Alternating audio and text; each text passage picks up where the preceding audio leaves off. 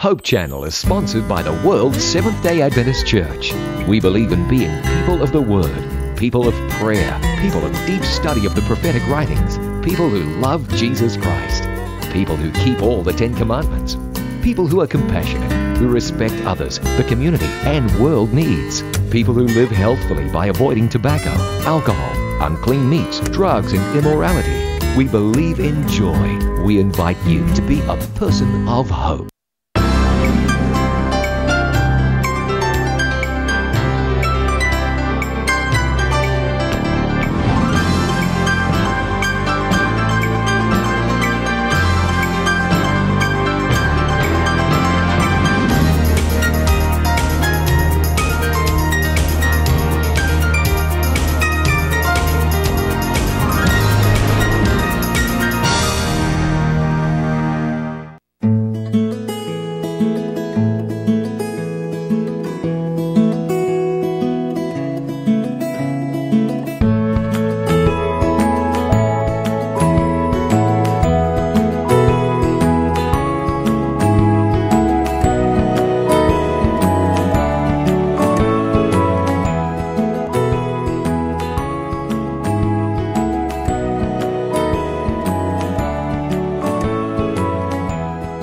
Cagayan de Oro City ngadto sa itong mga igalas tanan ng mga dapit kumabot din sa itong signal sa Hope Channel Philippines Mindanao sa YouTube o sa unsa nga papaagi nga gigamit sa Ginoo aron mahatod ang mensahe alang nini atong programa ang Dios atong daigon o dinhi karon atong tunan Christ the end of the law apan sa dili pa kana ako kamong imbitahon sa pag-ampo uban ni Attorney Gungob.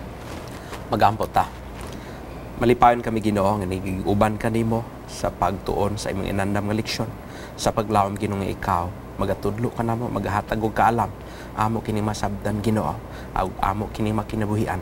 Tabangi kami nga magtuon ini kay tanang bisalig sa ngalan sa gawon ni Hesus. Amen. Amen. Atong ihatod ang pagpagumusta sa tanan nga atong mga higala sa telebisyon, labi na gyud ang mga kaigsunan nato sa United States of America, sa Canada, sa Europe, sa Indonesia permanente. O niya naman diri ang kanunay gyud nga nagauban ang mga kaigsunan sa Coronadal pinagi sa mga Tagalogin family. Kauban na gid sila nato. Sa una sige sila text, nagtan-aw mi sa programa karon. Sila na po ang tanawon to kay sila naman nagahimo ning programa. Dalay ko ng Diyos nini nga mga pamaagi, bisan si Attorney Gungob, himo gigamit ang YouTube nga download sa atong programa o karon ikaw na po i-download, Attorney. Sulod na dali. Praise the Lord. Amen. Attorney Sabati has been a veteran TV broadcaster here, Pay Hope Channel. Attorney Sabati, na siya. Patanon nang yapon. Amen, Attorney. Welcome, Attorney Fritz, Tagalogin. Salamat, Pastor. Kini mga Tagalogin, mga Tagalog yun, no? Nga Bisaya. Tagalog na matigas na Tagalog. Ginoo, naghatag ka nato og kalipay ito kay giusan ni kita. Ganina, bago lang nahibala na to, lisod ka ni mga abogado iusahon. Pero giusa sa Ginoo din so sa katuyuan, sa pagmantala sa maayong balita. Kay, busy nga mga tao, apan dunay kasing-kasing nga mapahat. Christ, the end of the law, murag, nagisgot nga wala na ipalaod kay tapusan naman si Ginoong Kristo pero ato ka nang hatagan o pagtaga dinhi kay adto ra bang niagi nga leksyon Christ's death and the law ato ra bang gikonkluda ra gyud ni ato ni Sabati nga wa gyud na hanaw ang kasuguan gani gihatagan pa magani og maayo nga kahulugan ni Ginoong Kristo. Karon ang ato ang memory verse Roma 10:4 nagaingon kay si Kristo mao ang katapusan sa balaod aron nga ang pagkamatarong ngadtos aron nga dunay pagkamatarong sa matag usa nga nagatuo. Kini nga bersikulo medyo gahagit gyud debate diretso ba o wa na lain nga mahisgutan ang ato gayud nga mga siniligan sa Dios nga mga abogado. Attorney Fritz, palihog giyahi ko namin ining ato ang leksyon karon si Kristo ang katapusan sa balaod. Tapusan na ba yun? O napapagay? Sakto na imong obserbasyon, pastor, no, nga kani nga teksto mura og nagdala ni or nag-invite og kaning punto nga alang di man tingali lalisan pero kanang dibatihan. Wala may ato namang na-establish nga ang balaod wala pastor sa diya pagkamatay ni Ginoong Sistro. Pero adunay mga pundok ka nag-ingon sa dihang namatay si Ginoong Jesucristo diya sa cross, nawala na pud ang balaod. Munang doon na sila interest. So kaning atong leksyon karon nga semana mura og interesting in a sense nga dili na to mapakita kung unsa may significance aning mao nga teksto. Doon na mura maguni siya og kuan pa kaning naay statement ba, no, nga kun imong basahon usahay masipyat ka. I remember nga adunay usa ka lecturer namo sa among review nga ingon niya sa una daw ang mga senador nato diri sa Pilipinas grabe ka mga banggitan nga sa usa lang ka kama ug asa ibutang ang kama sa maong balaod ilang gidebatihan ug sobra sa isa ka adlaw. Kay kung mabutang ang kama diri napita mura og mulahi na ang punto, mulahi ang meaning sa statement. Okay? Pero kung atong basahon ang Romans 10:4 mura og straight man na kayo. The Christ is the end of the law so that there may be righteousness for everyone who believes. Okay, doon na lang po ko'y obserbasyon na nga bersikulo kay abogado, theologian, abogado. Pero may pagka-theologian po ka. Pero actually, kita tanan, may pagka-theologian po ang mga abogado, may pagka-theologian po na kay ang theology is study of God. Yeah. Ang balaod biya, dili biya mo ma-separate ang Diyos sa balaod kay kung magisguta og balaod mura og aton man isgutan sa una nga ang Roma naka-influence gyud sa balaod sa kalibutan, di ba? So kining word nga end mao lang sa niya akong sa dili pa nimo dugangan ang pag tagud-tagud sa tong leksyon. Kini lang end sumala ato ni sa batin iba sa atong pagtuon sa theology nga ang end dinhi wala ka pasabot og undang kundili katuyuan. Yes. Ha? O ikaduha, when we read the Bible, we will not only stop at one text. At one text. You have to read it with the help, the explanation of the text. Ang pag-eksplikar anang teksto nga kana, dito ka mangita sa uban nga mga teksto. Mo naging nag-context. Contextual reading. Contextual reading. Ano niya? What is context? Mo naging debate sana. The text before the text and the text after the text makes up the context. Yeah. So kung imo lang saligan ang usab ka Christ tapos ng balaod. Humana. Unsa pa may itong sa mga debate ni Pastor? Unsa pa may itong lingkuron dire nga humana man ang balaod at tapos naman may pa magsigid lang tag uli ta sa ato magkaw kamote. Sa mga debate ni Pastor, pangutan-om ni ka. Kung moingon ang Bible nga natapos na, nagpadayon natapos na. Mao naman ay pangutan na. Kung kita'y pangutan-on, unsa may but pasabot nga ingon mang natapos na, nagpadayon wala na. Naapa. Di human ng debate. Dili na kumapila na attorney kayo. Wala na ko anang virus sa pagdebate. Mao ni nga ang atong leksyon karon, gwapo kay. Ako lang isulti sa ako ang naagian nga theology nga kining end dinhi Grigo gini pagkasulti nga ang kahulugan tumong. The intention. The intention. Katuyuan. Puntarya. Sa ito pa, ang tanang mga balaod, ang tumong niya na mao si Ginong Iso. Ginong Kristo. Guwapo. End of the law. End of the law.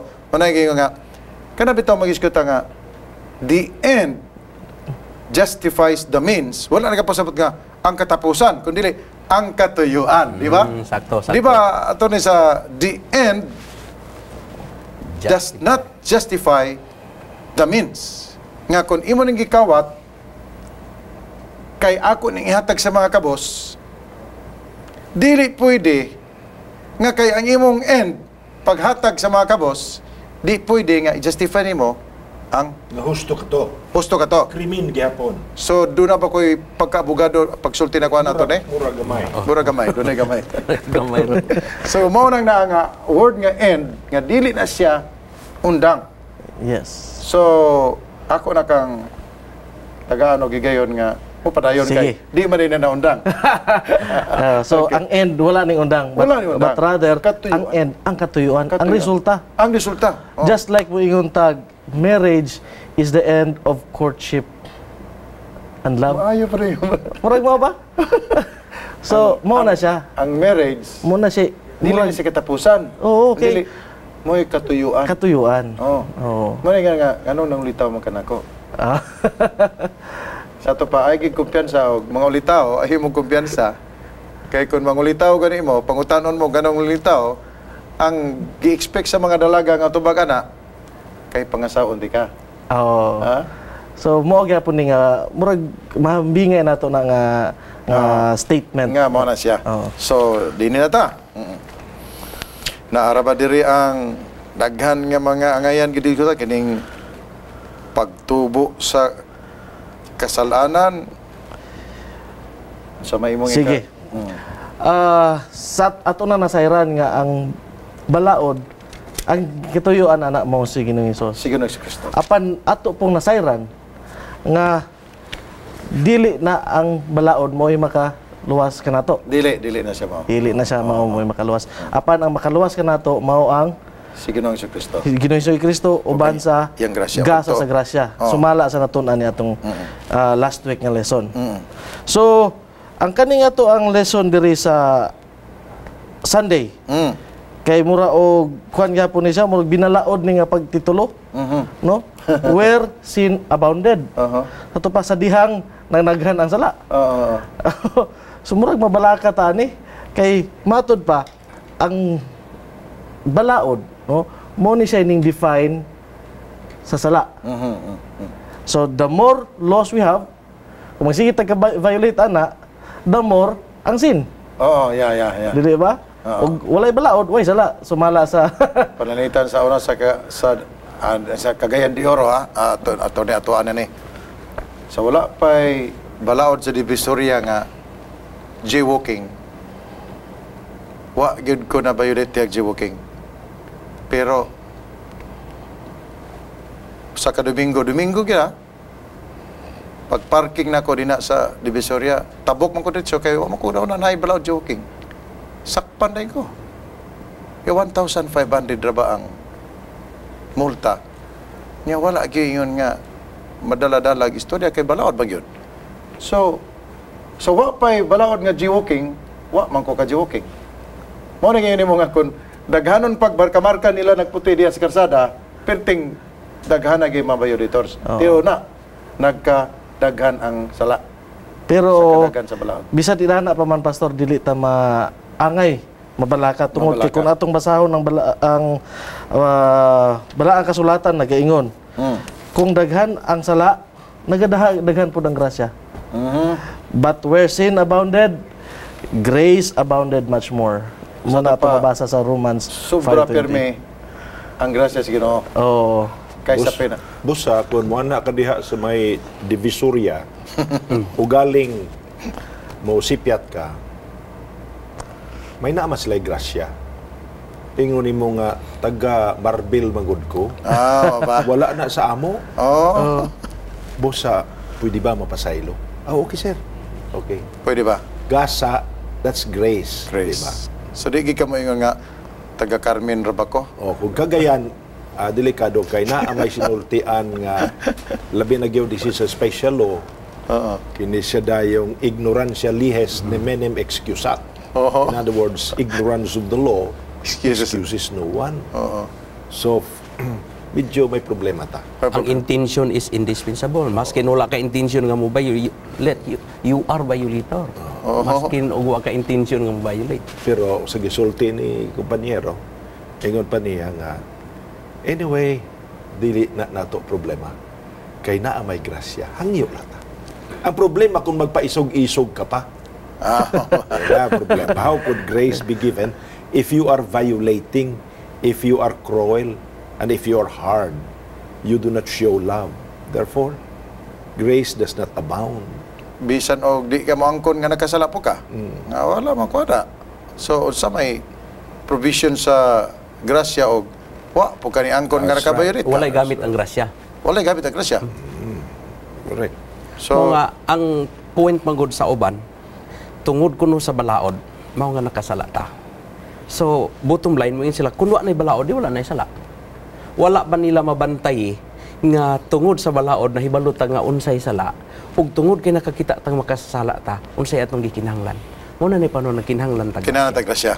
Kung wala tay balaod, then anarchy prevails. Kita mo? Sa butana. Ang anarkiya, mao kini ang usa ka estado sa estado. Nga bisag kinsa na lang unsa na lang imong hunahuna himuon nimo way sala na. Wa na. Bisan og manglugos ka og babae, way sala. Walay sala. Mangawat ka, manulis ka, way sala, way. Because this is an anarchic society. So, sugot ka ni anak nga ingon anak ang dapit kay imong gapuy-an, walay balaod. Di magsilbi. Oh, you see, the law is important in order to reign order. Okay. Importante gina siya. So, abolish it. So balik ta. Sige. Tony Fritz. Ato pang dugangan, Pastor. Ah. No, kay nasayod na ta nga bisan pa man og daghang balaod, daghang tag ma-violate, makasala ta apan adunay grasya. Walay grasya. Pero ang Biblia usab nagaingon nga dili nato ni gamiton nga excuse. Okay. Kay ug ma-violate ta anyway adunay may grasya. Dili nato siya gamiton nga excuse. Dili license. But rather, ato na siyang gamiton nga mahimo tang righteous kay dili ta mo violate sa balaod sa Ginoo kay ato siyang higugma. No? So it doesn't mean nga magsige ta o kay naay grasya nga atong gisaligan dili angay gamiton nga saligan. Apan ato ang tumanon ang kasuguan, and this is not confined sa Ten Commandments alone. No? Adunay mga kasuguan sa Ginoo luwas sa Ten Commandments nga angay natong pagasundon tungod kay atong gihigugma sa ang Ginoo. Busa gani kung atong dadon ka na sa balaod na tong lokal, ikaw nga taga Marbel o asa ka, Davao City, kung nahigugma ka sa imong syudad, dili ka maglabay sa bisag unsa lang diha, di ka mangluwa diha sa bangkita bisag asa. Yes. Correct. Guwapot maayo na Dili sa mao, diba? punto sa social. Dili ka maglabay sa imong cigarette butts, wala man taga panabako. Pero katong atong mga igsuon nga may nagapanabako, ayaw bisag asa lang labay. Why? Kung nahigugma ka sa Davao City, or kung nahigugma ka sa Marvel City, kung nahigugma ka sa General Santos, or nahigugma ka sa Cagayan de Oro, or nahigugma ka sa Isla Filipinas. Isla Filipinas. Ang bayan ko. Oo. So protektaran nato ang Yes. dapit nga diha pug ka na butang sa Ginoo.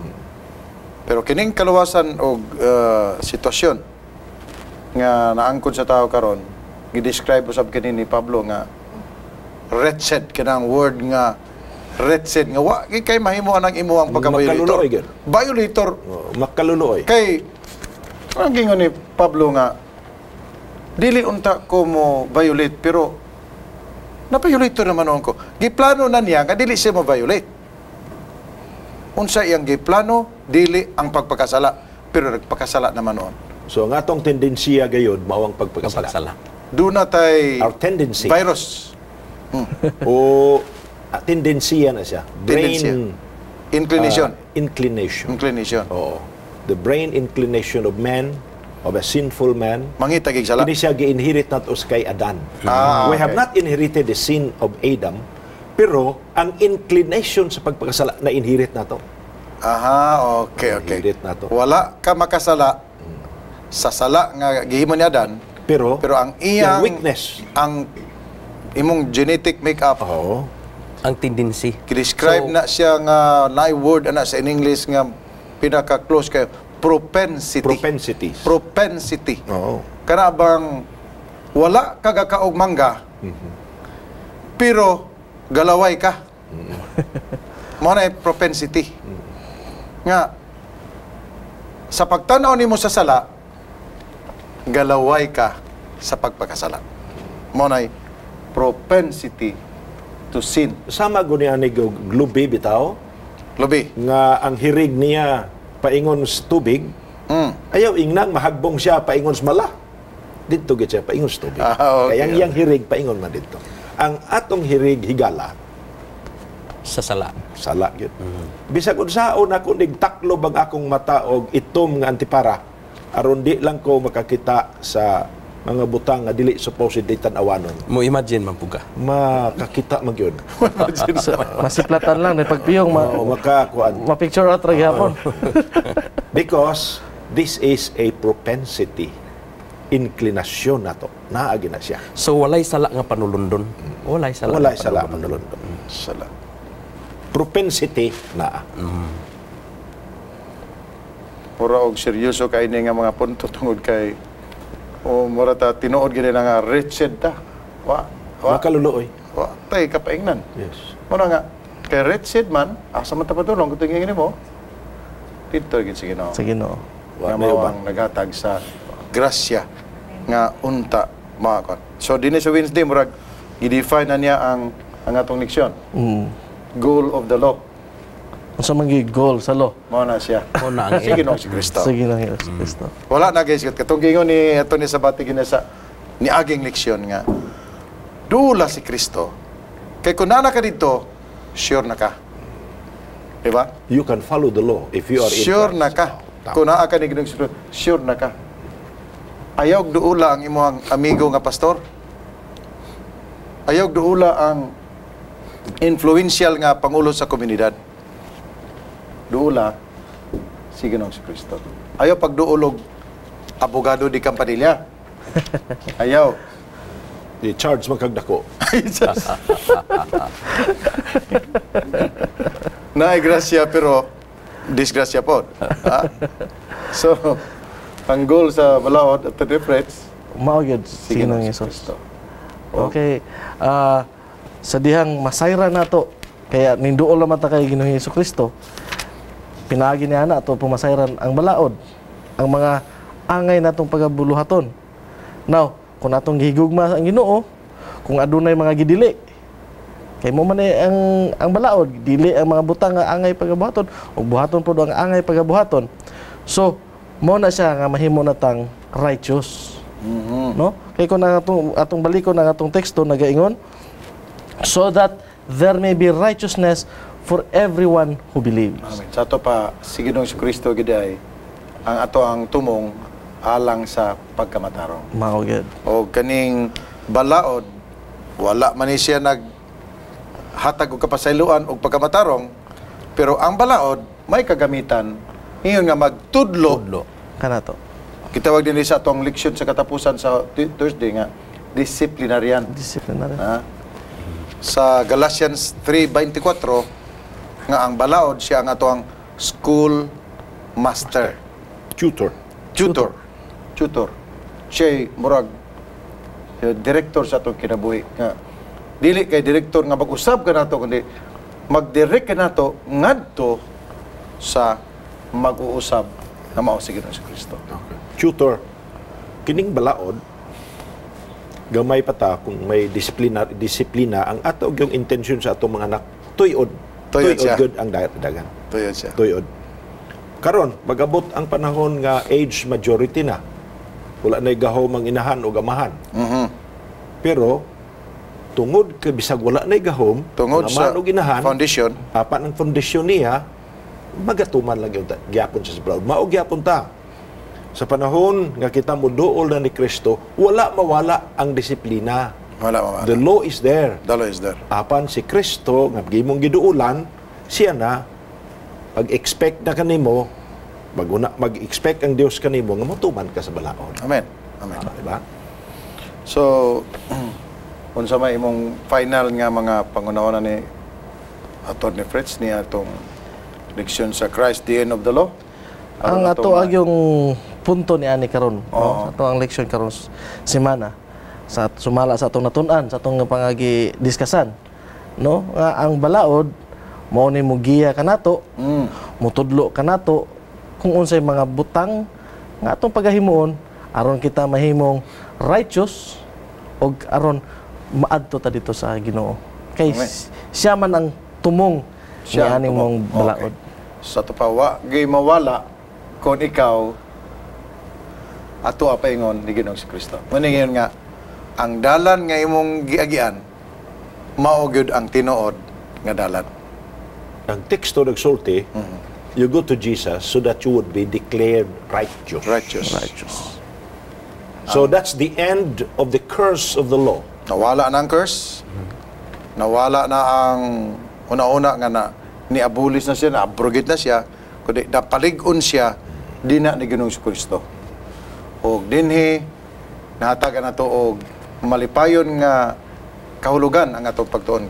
Si Kristo ang tumong, dili katapusan, katuyuan sa kasuguan.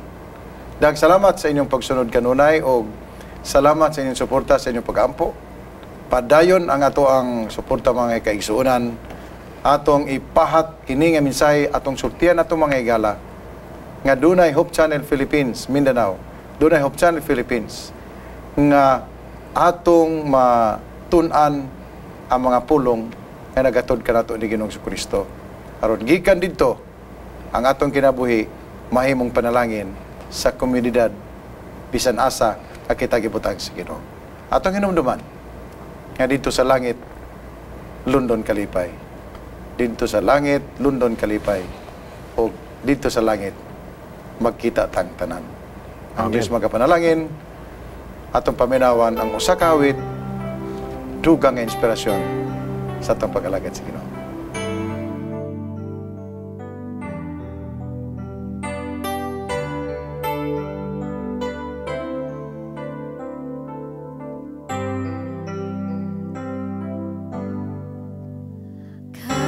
Kalisod sa kinabuhi ko, huwag paglaom nga akong naangkon sa dihang natagpuan ko si Jesus. Gibag-o niya ang tanan kanako. May paglaom na ako karon. May pagtuo na akong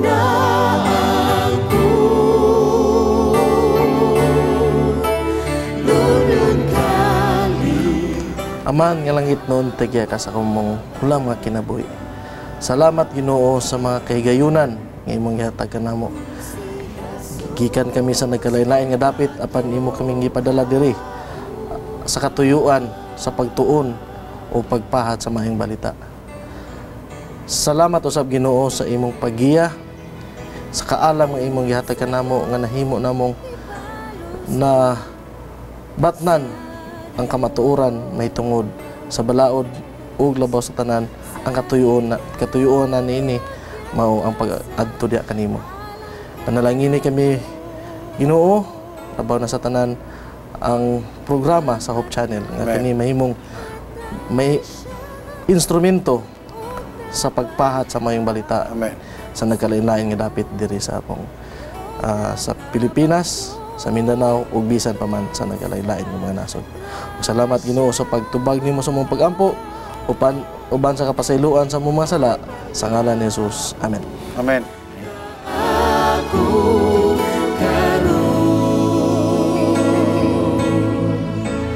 May pagtuo na akong naangkon.